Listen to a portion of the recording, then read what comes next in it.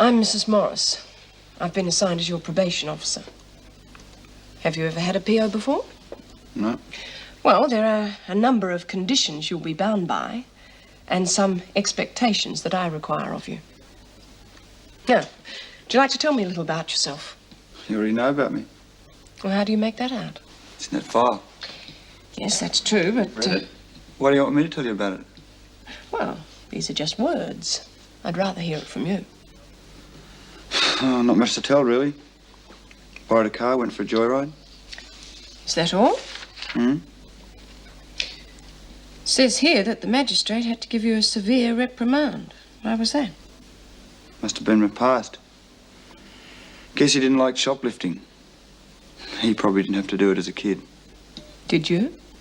I did it, didn't I? Or did you have to? Says here that your parents are reasonably well off and that you went to a good school. But you rebelled. Didn't complete your HSC. Mainly through truancy. It's all there, I told you. And why did you leave home? I wanted to live with friends. Aren't your parents your friends? You met them? No. When you do, you know what I mean.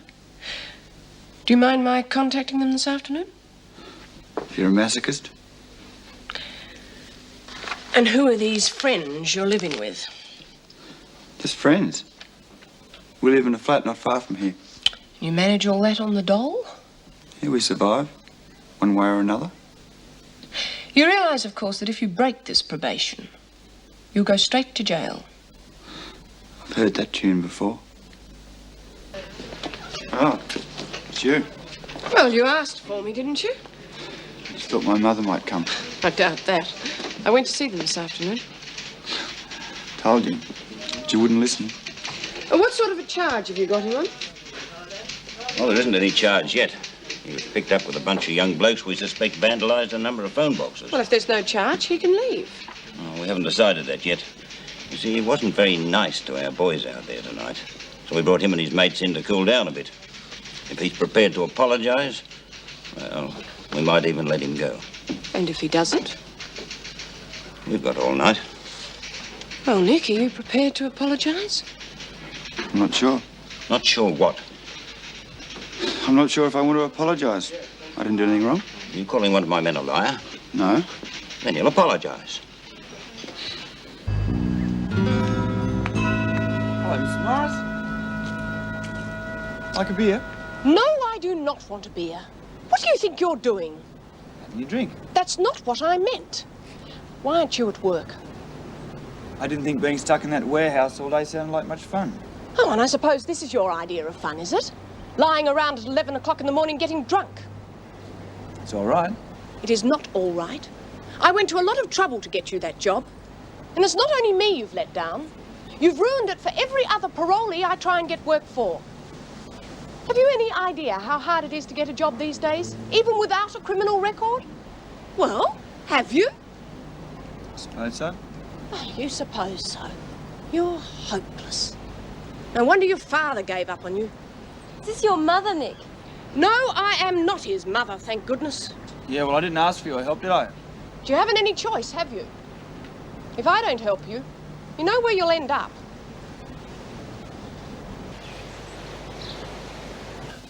Some more toast? Thank you. I better rush. Okay.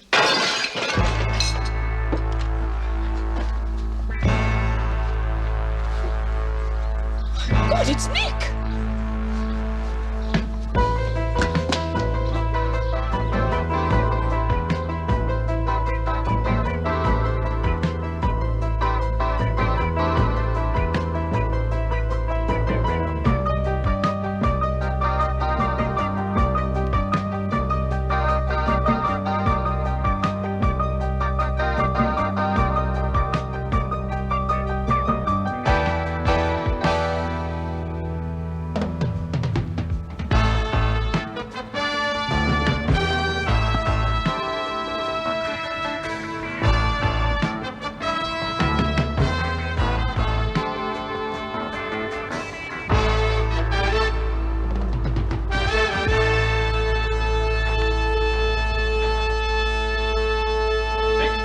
us all about it, and then we'll have a word with the police, shall we? Now, hold on, Bob.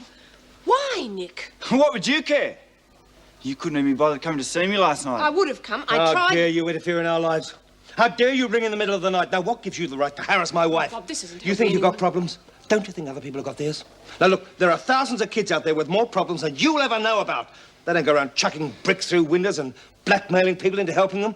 Now, I've had enough of you, and Meg's had enough of you. Yeah, and I've had enough too. People say they'll help. You're going to throw yourself off a building again, are you? Well, just go ahead and do it. Bob? I might just do that. You haven't got the guts. I'm not scared. I'm not frightened of anything. Well, prove it. How? Well, prove it by showing you can face up to reality. Sort out your problems. Show a bit of determination. Great. I've heard it all before. You've got the world at your feet, Nick. I haven't even got a job. I'll give you a job. Yeah, I'll give you a job and a room in our house. Now, that all adds up to living like a human being. So you've got nothing to complain about, have you? Why? Just to prove to myself that I'm right about you. What do you mean? It's my bet he'll cop out in a week. It's my bet I won't. We'll see. You start work this morning. Wait outside. I'll be out in a minute.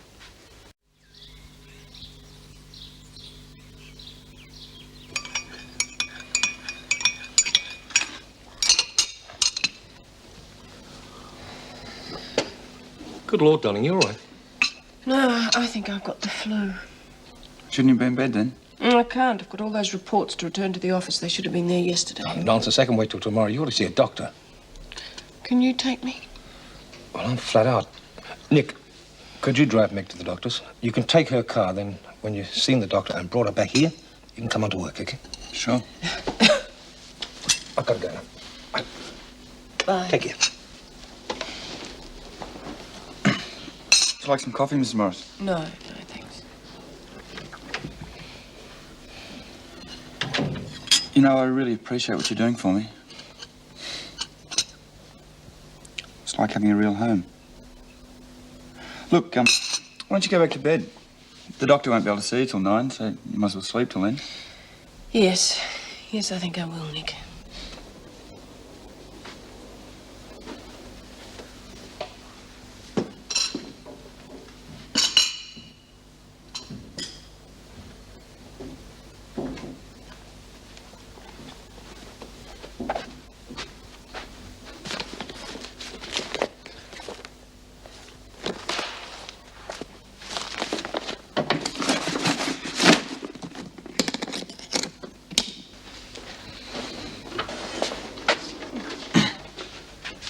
Oh, yes, what can I do for you? It's about Mrs. Morris. Well, Mrs. Morris is sick today. I'll just note your name and record your attendance. It's Nick Clarke. Right, but... Oh, you're the one responsible for the suicide hoax. Yes, sir. Now, look, Mrs. Morris is here to help you, not to be harassed every time you need a bit of attention. I'm sorry, but... We're very fortunate that Mrs. Morris gave you a good report. Otherwise, you can be sure this matter would have been investigated by the welfare department. It won't happen again. We'll see that it doesn't. All right, I've recorded your name. Here we go. I came to deliver these reports.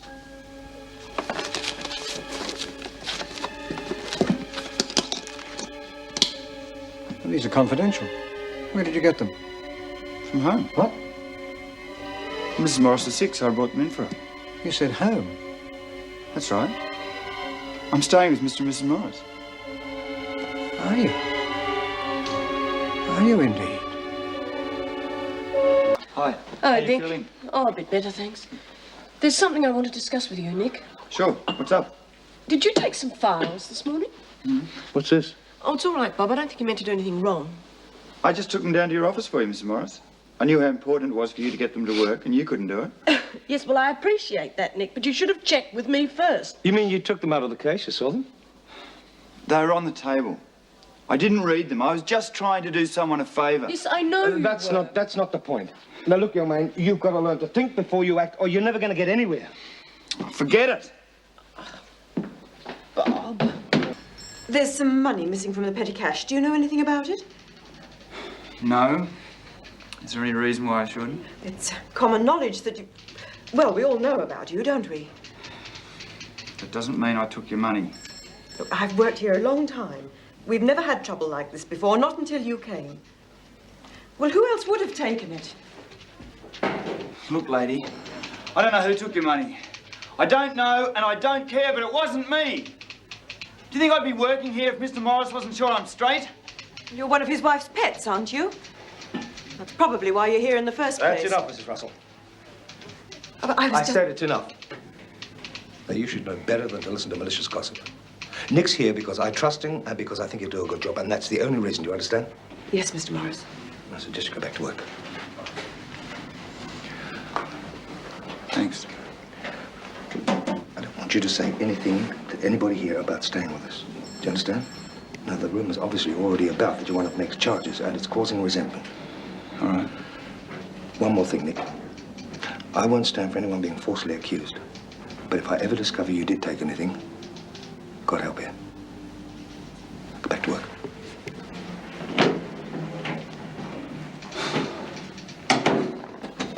Oh, Nick, come in. Hi.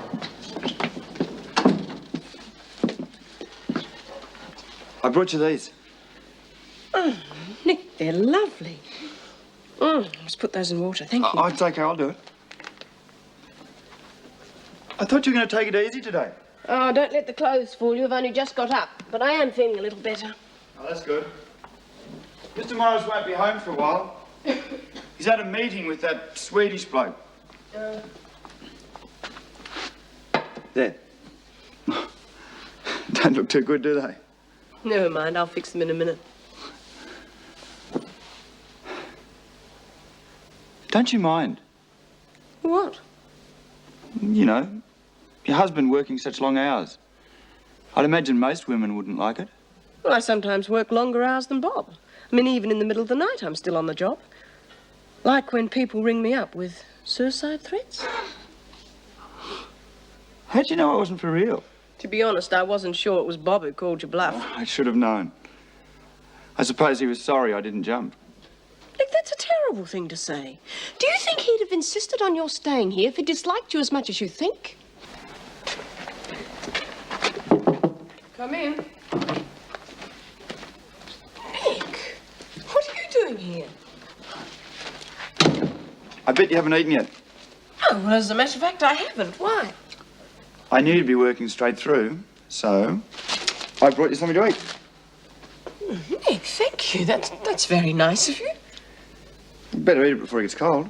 Well, I have an appointment shortly. I don't think I'll be able to finish all this. Oh, at least you've eaten something. Have you eaten? I suppose Mr. Morris is enjoying himself in some fancy restaurant, eh? Well, probably if he's entertaining a client. Did you, say you've got a happy marriage? Yes, of course we have. Very happy. Well, don't you think so? It's an open sort of a marriage, isn't it? Open? I don't know what you mean. Well, you know, plenty of freedom on both sides. Well, I suppose it depends on what sort of freedom you're referring to. Well, you know, sexual freedom. I don't think that's a subject I wish to discuss with you, Nick. I'm sorry. It's just that Sorry. Now, let's just get the record straight. I don't think the question of sexual freedom would arise between myself and Bob. As I said before, we're both very happily married. Now, let's just leave it at that, shall we? To put the question into your head in the first place. Told you I wouldn't be able to finish all this. I'm afraid you'll have to go. Meg Morris speaking. Yes, send him up, will you, please? Thanks for the food, Nick. I'll see you tonight.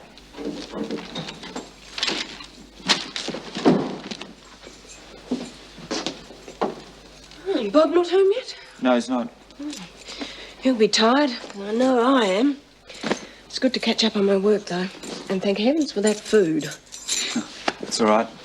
I know it's late, but I think I'll sit up and wait for Bob to see how he got on today. Oh. I'll sit with you. Oh, no, it's all right. You ought to go to bed, get a good night's sleep, be bright and alert for the morning. Don't worry about me. I don't miss much. Oh, I know that, but you want to get on in this job, don't you? Wouldn't want to embarrass Mr. Morris, would we? Nick, Bob is only trying to help you. I think he's proven that. Now, you've been fair to him. I'm not rude to him or anything, am I? No, I know you're not, but... Well, couldn't you just try a little harder? Oh, well, I'm going to make a cup of coffee. Would you like one? Oh, yes, please. I'll make it if you No, like. no, it's all right. I'll get it. Ah, that'll be my poor, overworked husband. Lost his key again. Don't worry about the coffee. I'm going to bed. Hello, darling. Come on in. Oh, how was your day?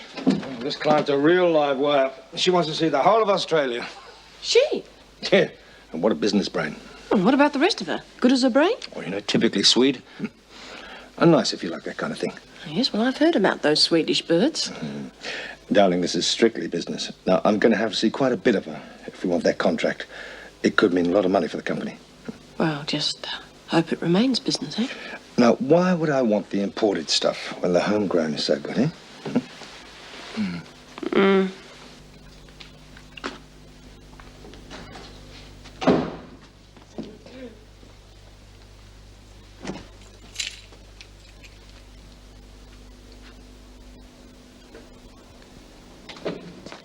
Oh, hi. Oh, hello. It's dark in here. Is the light bulb blown?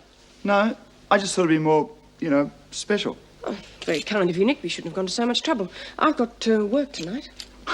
Sit down. Dinner's ready.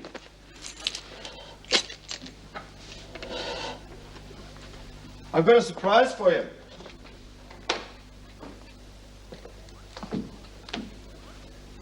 Oh, wine. Oh, that's very extravagant. That isn't the surprise. This is. You can open it, you know.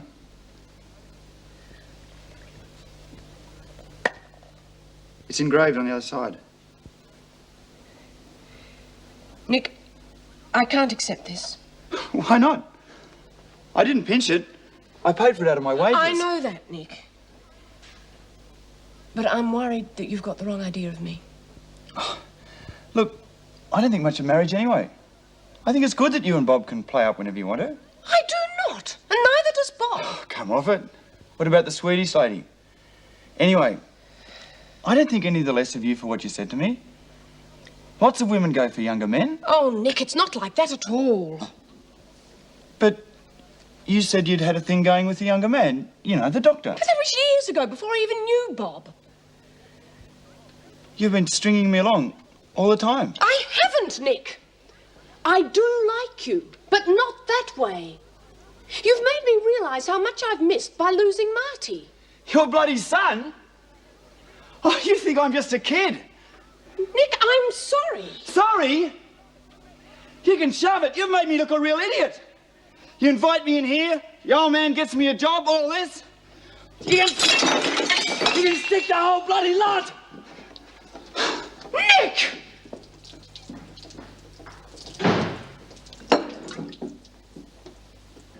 I needed somebody to pay the rent. Well, whoever it is will just have to move out. Sure. You can tell him yourself. Hey, Bernie! Bernie, this is Nick. He used to have your room before he went to live with his probation officer. He's come back to chuck you out.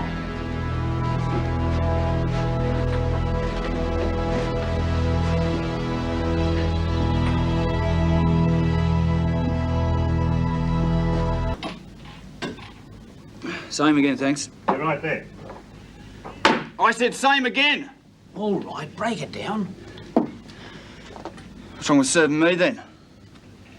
Isn't my money good enough? Listen, I think you've had enough, don't you? Are you chucking me out?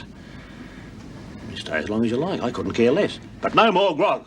I don't give a damn! You're all idiots! The lot of you, you're idiots! All right, you want the bum's rush, you'll get it. Now, come on. Go! You got no right to let me go! I'll get you, you creep. And your bloody mates! Just go home and tell your mother she wants you.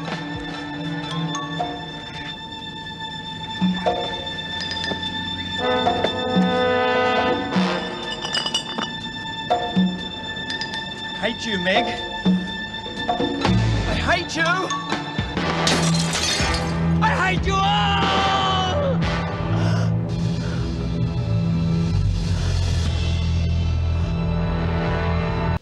Nicholas John Clarke, no fixed address. Get your bloody hands off me. Listen, Clarke, you're in enough trouble without making it worse. So shut up and listen to the charges. Disturbing the peace, willful damage to private property, and abusive language. Doesn't look as though you learned a lot from last time. Working on your own these days, eh?